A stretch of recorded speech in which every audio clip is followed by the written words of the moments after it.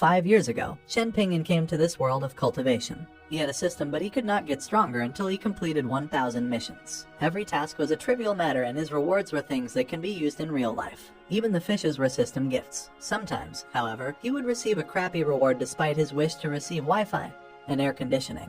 Despite his comfortable life, Chen Pingyan could sometimes felt he was tired. Right then, a system prompt appeared. A new task had been selected.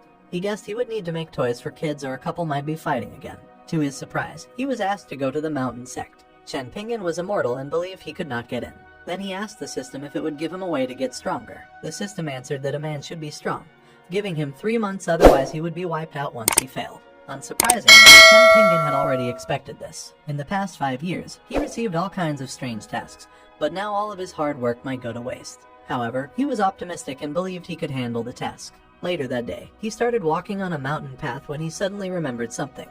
He did not know where the mountain sect was located. The system told him to be self-reliant, to which he retorted he did not count on it at all. To his frustration, he was lost and could not find any clues, since an immortal sect was usually hidden in the mountains. In the end, he decided to sit tight and wait for something to fall from the sky. It was then that a girl fell out of nowhere while screaming for her life. The sound brought Chen Pingyan's attention and made him look to his side. Since his weight bore fruit, he proceeded to catch the falling girl. Looking at the smoke rising from the ground, he asked for an apology for failing to catch her. After the clouds of dust settled down, he saw the girl lying on the ground unconscious, and he wondered why a beautiful girl, who he assumed to be a cultivator, would fall from the sky. After a while, the girl's face twitched. Soon, she woke up from her sleep, revealing her beautiful eyes. She immediately saw Chen Pingyan, who kept poking her with a stick. The girl immediately retreated a distance away with tears in her eyes, but Chen Pingyan claimed he did not do anything to her. It was then that the girl noticed something, and her eyes widened in surprise. She suddenly fell to her knees while she called Chen Pingyan Sr. and begged for help, which made him confused. Soon, another group of men appeared behind him. He fell into a panic and realized the girl was being chased. Seeing there were so many men around, Chen Pingyan whispered to the girl to run away. However, the girl kept on kneeling, calling for him with a pitiful expression. Chen Pingyan knew her request was useless, and he could not beat so many immortal cultivators since he was only immortal. At that moment, the group of men fell to their knees without hesitation. They asked for apologies for disturbing him. Confused, he asked them if it was for immortal cultivators liking to kneel. Back at his home, the chickens were wondering when would Chen Pingyan return from his trip. The chicken was embarrassed since it was a phoenix. It thought it was unlucky for not being brought by its master. The carp also complained that as a dragon, it still had to nest in the pit. They also thought about the kitchen knife, who kept on shouting every day because of hunger and thirst, wanting to kill people all day. The chicken assured everyone that if the master did not want it to cut people, the kitchen knife would not dare. The scene changed, and the woman who fell from the sky a while ago was now staring at Chen Pingyan with awe, as she believed she was not mistaken and he was not an ordinary person. On the other hand, the group of men remained trembling on their knees. Chen Pingyan's pressure was so strong they could not get close to him, and it was unexpected that the girl, Mirongzu, would meet such an existence. The men were terrified, as one look at them made their souls feel they would be annihilated. All of them sensed the same. Chen Pingyan was a monster. Seeing their horrified faces, he was confused and stammered with his words. However, it was enough to drive the man to madness, and immediately pleaded to leave. Right then, Chen Pingyan realized they were good people. He put on a good face and asked the men to go away. As if their lives were pardoned, the group of men with tears in their eyes dashed away with gratitude. After settling the matter, the girl immediately pounced at him for a hug, thanking him for saving her life, to which he clarified he did not do anything and he was only a mortal. The girl did not accept his words, since a mere mortal would not be able to scare off 4 Jindan stage experts with just his Dao rhyme, but the girl believed he had his reasons for saying so. She immediately agreed to his words and unconvincingly proclaimed him immortal. He cupped his fist at her and asked if she was Mirongzu, the holy maiden of the mountain sect. After she confirmed it was her, Chen Pingyan told her his plan to go to her sect and asked if they could go together. Mirongzu immediately pointed in a direction, excited to have the chance to experience the Immortals' journey together with an extraordinary senior. While the girl excitedly thought of her future, Chen Pingyan smiled brightly upon thinking he had found a back door to the mountain sect and could experience a flight of immortal cultivators. Time passed by, and he turned impatient. He told the girl he was immortal and could only walk. He was silently expecting her to bring him to fly. Contrary to his anticipations, the girl proclaimed she would walk with him. Later, they reach a river where the girl started cultivating, leaving Chen Pingyan on the side with a bored expression. With constant rumbling, water began to gather and whirl all over her body. However, she failed to break through. The tamed whirlpool of water burst apart and turned chaotic. In the end, she was drenched, revealing the smooth skin under her clothes. On the side, Chen Pingyan was annoyed about not being able to fly. Hearing the girl's call for him, he immediately asked what was wrong. She walked over to him and said she had a favor to ask. Soon, she arrived before him. Seeing her appearance, he asked her if the problem she wanted help with got anything to do with water. The girl was amazed after his words, declaring she admired him for his wisdom. In his thoughts, however, she was making him unable to look at her due to her wet appearance. Appreciating the view, Chen Pingyan was mesmerized for a few moments. Noticing his dazed look, the girl called out softly. Blushing, he said it was nothing and averted his eyes. The girl, on the other hand, was amazed by his mysterious ways of knowing her situation. She called out to him again and walked closer. She slid into his embrace and begged him to help her since she could only rely on him for a breakthrough, to which he answered he could not involve in her private matters. He immediately gave her a cup of warm water and explained they would discuss what to do later. He expressed that immortal cultivators had many means to achieve a breakthrough, to which the girl answered she could not ask anyone for help. The girl accepted the cup and she was stunned when she took a sip from it.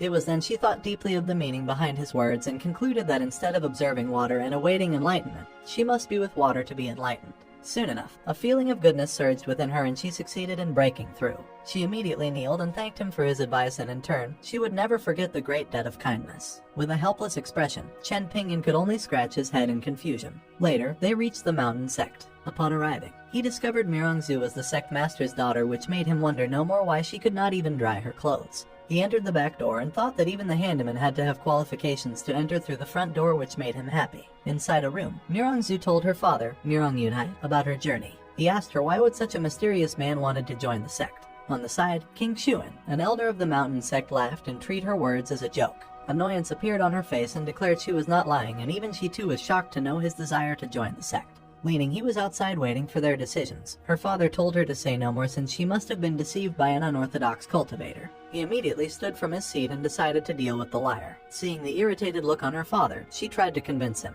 Soon, her father stepped outside. His eyes flared up as he saw the man his daughter had brought. He remembered his daughter's words, then the man's whole body was emitting ki, to which she asked him if he could not see it.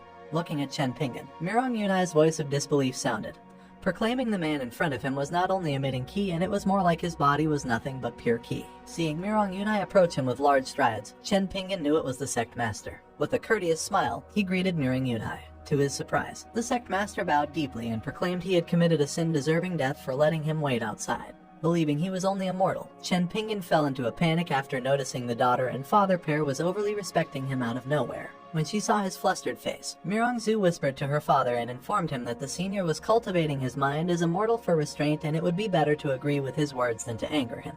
But after seeing his look, her father felt it was unacceptable to think of Chen Pingyan as a mortal. Eventually, Mirong Yunai introduced himself and confirmed Chen Pingyan was joining his sect. Chen Pingyan applied to be a handyman as long as they would allow him to stay in the sect. Mirong Yunai immediately denied Chen Pingyan's request, which the girl angrily contested. With a baffled expression, Chen Pingyan wondered why the girl was more anxious than him. Right then, a brilliant expression appeared on Mirong Yunai's face as he declared his choice of resigning from his position as the sect master, proclaiming Chen Pingyan as his replacement. His words stunned Chen Pingyan and made up his mind to brand Mirong Yunai as crazy. Hurriedly waving his hands, he declined the position bestowed to him. This time, a solemn look appeared on their faces, realizing the position of sect master was not good enough for the senior to accept. Mirong Yunai coughed and said he would not be polite. Chen Pingyan accepted readily and hoped he would not be kicked out, otherwise his mission would be ruined.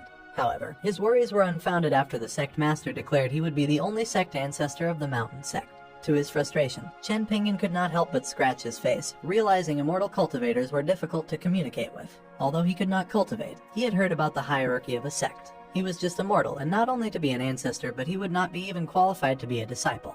After thinking for a bit, he decided to persuade them. Right then, Mirong Yunai turned around and requested Chen Pingyan to proceed to the hall, declaring the matter is settled and the senior would now be the sect ancestor. Suddenly, Mirongzu grabbed her father's sleeve. She expressed that her uncle was in the hall and had the same attitude as him before, and it would be bad if he disrespected the senior. After hearing his daughter's words, he immediately dashed away, leaving Mirongzu to entertain the senior. Pointing at the sect master, he asked the girl if there was an internal emergency, to which she hesitantly affirmed. Later in the hall, King Xianjiang was staring at the treasure in his hand with an interested expression.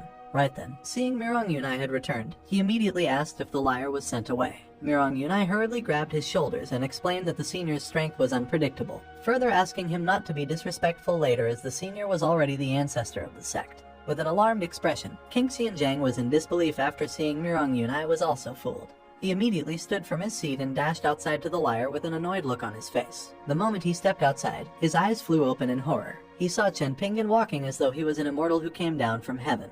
His knees gave in, kowtowing with sweat trickling all over his body. He asked forgiveness for not welcoming the great master. After he witnessed the elder's embarrassing situation, Mirong Yunai could not help but laugh at him. Within the Elder's mind, he was wondering